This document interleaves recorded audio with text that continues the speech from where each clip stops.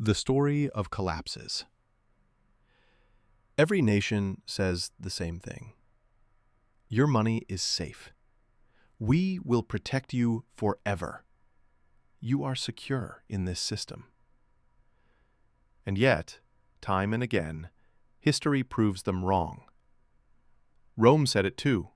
So did France, the American Confederacy, Lebanon, all of them. One day, people woke up and realized that everything they had saved was gone. In a single day, salaries became meaningless. Savings vanished. Hope for the future disappeared. Collapse is not something that happens to others. It is, in fact, the unchanging rule of history. So the real question is this: when it happens to you, what will you do? Because the greatest mistake is believing the system is reliable. Looking at the money in your bank account and thinking, I'm safe. But money is not an unshakable mountain. Money is only trust. And that trust can vanish in a single day. That is why history is merciless, but full of lessons. Every collapse leaves behind traces. Who survived and who vanished? Whose wealth melted away and whose stood like stone? And if you pay attention, you'll notice one thing. The winners are never those who trusted the most, but those who doubted first. The history of Byzantium. Byzantium. It managed to survive for centuries. At the center of its economy was a golden coin, the solidus. People trusted it so deeply that everyone from Europe to Asia accepted it without question.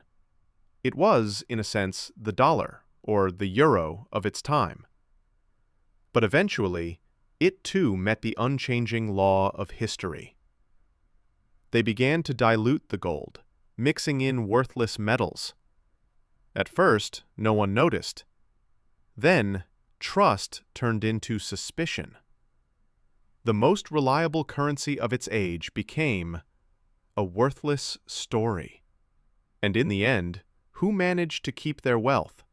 Those who held not paper, but real gold, or those who owned land beyond the emperor's reach.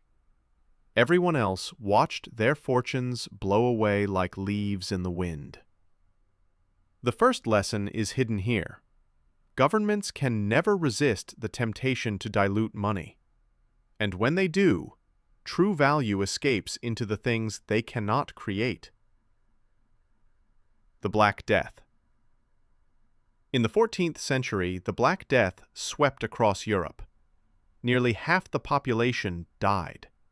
Cities emptied. Villages vanished. But economically, it wasn't just a small apocalypse. It was a transformation. When half the workforce disappeared, human labor became as valuable as gold. The survivors suddenly became powerful. Those who held a bit of silver, goods, or the strength to work suddenly saw opportunities everywhere. Land was cheap, houses were empty. The homeless became landowners overnight. Does this sound familiar? Didn't the same thing happen during COVID? Supply chains collapsed, governments printed trillions of dollars, and those with cash bought houses, stocks, and businesses. Salaried workers were left behind. History says the same thing. Crisis rewards the prepared and punishes the unprepared. The too-big-to-fail lie of Florence. In the 1340-50s, Florence was Europe's financial center. The Bardi and Peruzzi families lent money to kings. But when England's King Edward failed to repay his debts, everything collapsed. Banks failed, deposits vanished, trade froze, and people learned a painful lesson. There is no such thing as a too-big-to-fail system.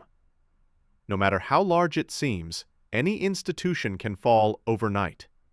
And when it does, your savings fall with it. The lesson has never changed. The survivors were always the ones who kept doubting. The American dollar.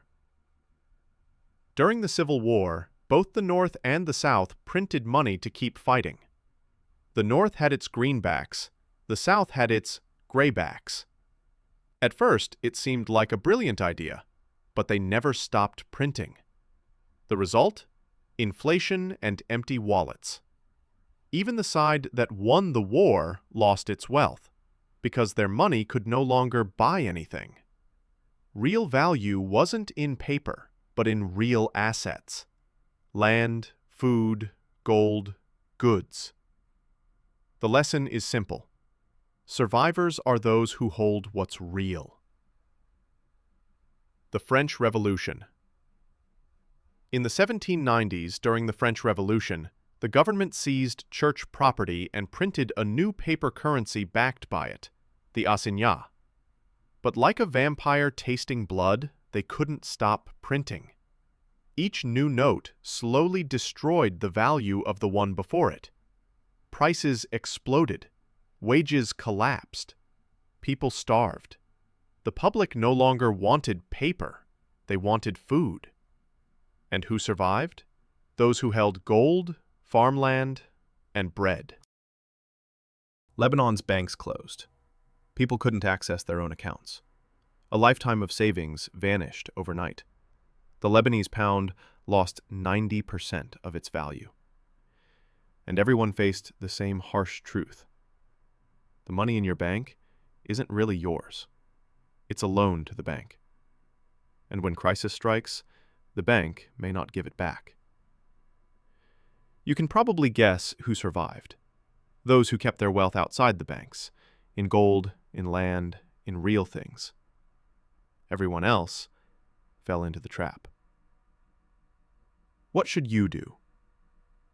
Throughout history, the answer has changed. Gold in Byzantium, cash during the plague, skepticism in Florence, bread in France, and distance from banks in Lebanon. But the core truth remains the same. Salvation is not in paper money. It's in real assets. Collapse is both a disaster and an opportunity. For the unprepared, it's ruin. For the prepared, it's rebirth. After the Black Death, landless peasants became property owners. In 2008, those with cash bought houses. What is real wealth? Wealth isn't just what you own. It's what you can do. Those who held gold didn't lose, yes, but the ones who rose higher were those who could still produce something, those who grew food, built, traded. Because in times of crisis, money loses value, but real things never do. If you truly want to protect yourself, the answer isn't faith in banks or governments. It's in real assets, real skills, and in knowing that every system will one day fall. History always teaches the same lesson. Everything collapses eventually. So the question is this: when that day comes, what will you own? If these lessons from history stir something in your mind, then look closer at the past. Let your eyes focus not on what they tell you, but on what's real.